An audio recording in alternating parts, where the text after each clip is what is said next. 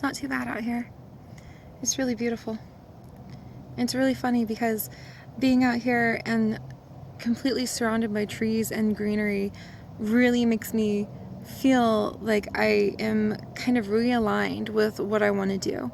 And what's really funny is I don't know what I want to do. There's not like there's a list that suddenly shows up in my head. I just feel like I'm realigned with what I want to do, even if I don't know what that is. So it's a fun feeling. I guess there must be a different word for that feeling of, is it like rejuvenated, motivated? I'm not sure what it is, but I just love being out here. And I'm really, really grateful that I am making myself take the time more and more lately to slow down and come out and be here and listen to all those birds and to share it with you guys, because this is really something special. And I'm really glad that I have the opportunity to share it with you. And that's actually one of the things I was going to talk about really quickly. I'm trying to make my vlogs a little shorter because I know I ramble on for a while and I have things to do. I'm sure you guys too, but it's just really hard when like part of this is savoring what's out here. And time just kind of slips through your fingers when you do that. And I'm really grateful I've reached a point in my life where I can let time just slip through my fingers and savor this. Because I think this is one of the most precious things I will ever enjoy out of life. And yeah, that's really powerful.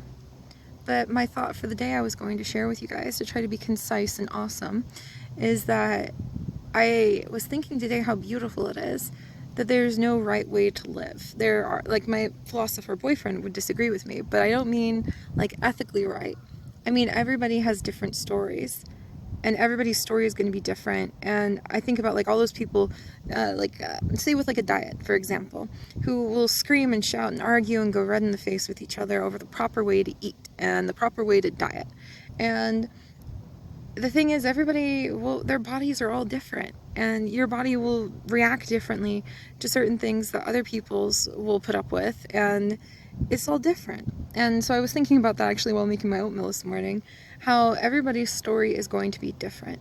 And then it hit me how beautiful it is that we not only individually, for every person born on this planet, have a different story innately, just with us immediately, but that we have the capability to tell more stories. That's what I do. I'm a storyteller. I tell stories. To me, that's the strength of my main channel and my career, my livelihood now is telling stories. And they don't even have to be like super polished stories like you would need if you were going to publish a book or like write a movie or something like that. It's just savoring the moment and telling stories. That's what I do. And it's become my livelihood. It's enough, and it's appreciated enough, and it strikes a chord enough with enough people. And there's so many stories, over 3,000 of them now, that I'm able to support myself with it now. And I think that's really amazing.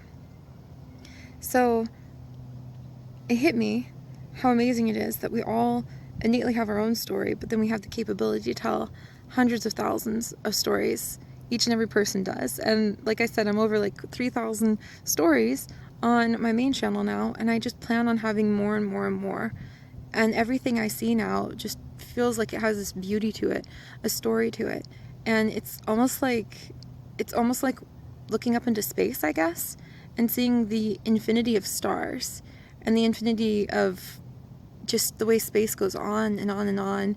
And I know if you're really going to talk physics and all those things, space has a limit. And I'm sure maybe imagination does too, but it's beyond what we can really count right now in our lifetime. And so whenever I see people say they're not very creative, or see people say that they're bored, or see people say that they don't really think they have a lot to offer in life, or they don't really have any stories to tell, I just can't help but feel that it's not that they don't have stories to tell, it's that they haven't had a chance to be inspired. They haven't had a chance to be excited about something. And if they slow down and look around and think about what really inspires them and realize that it's okay if it's something totally different than what inspires anybody else, and if they can just have the opportunity to embrace that, I think that's beautiful, because what stories could they tell? And again, even if you don't think you have any stories to tell, innately, your life is a beautiful, unique story that's totally different from everybody else on the planet, even if you don't feel like it's anything special. And I love hearing those. I love hearing about everybody and their stories. And every now and then I'll remind myself of that when I think like, oh, I don't have my college degree yet. What a failure am I? Or like, I've not talked to myself that meanly in a long time, which is pretty cool. But basically, even the hard parts of my life now, I'm able to look back on and realize that they are a powerful story. Even the parts where I really made horrible choices or was a very mean, awful person. And now I'm able to look back at them and realize that they were just part of my story and they have value, especially sharing it with people, that they have value.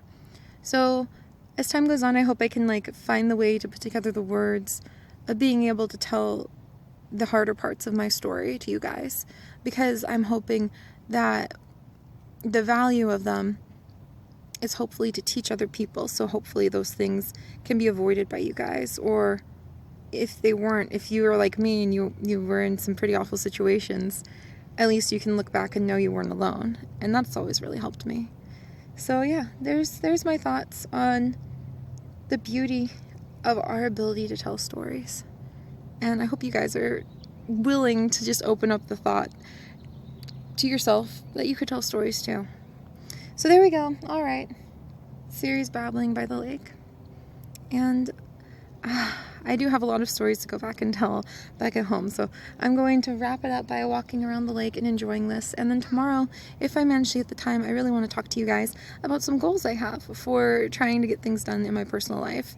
And so that should be fun. I hope so. It'll be fun. It'll be challenging. It'll be like rah, rah, rah, walk so many steps a day sort of challenges. So it'll be a different variety from the more emotional sort of talks.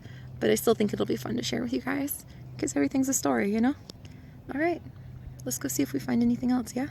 And if not, I'll see you guys next time.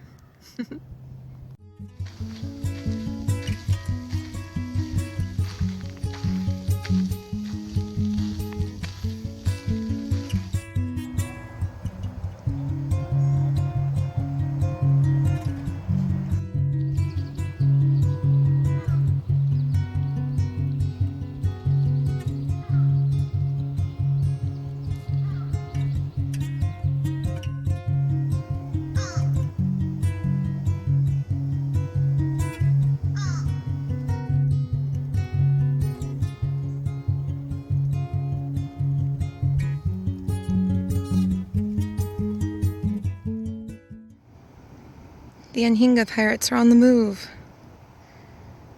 Look at them go, they're so cute. Oh, down in the water. Is he gonna come up with anything? All right, where'd you go, buddy? They can go a long distance when they get under the water too. Is he gonna pop up anywhere? Oh wow, there's a lot of little birds flittering across the lake too. I wonder if you guys can see those. Where'd the anhinga go?